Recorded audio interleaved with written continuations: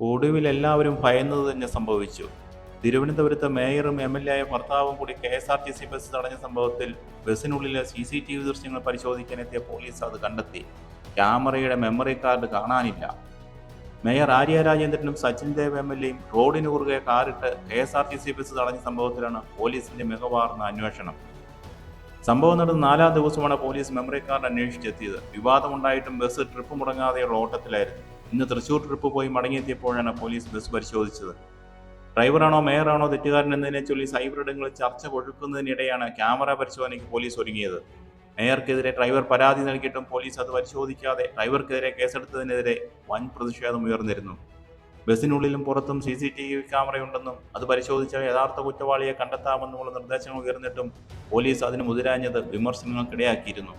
ബസിനുള്ളിലെ CCTV ദൃശ്യങ്ങൾ പരിശോധിക്കുന്നതിലൂടെ നിർണായക തെളിവുകളായിരുന്നു ലഭിക്കേണ്ടിയിരുന്നത്.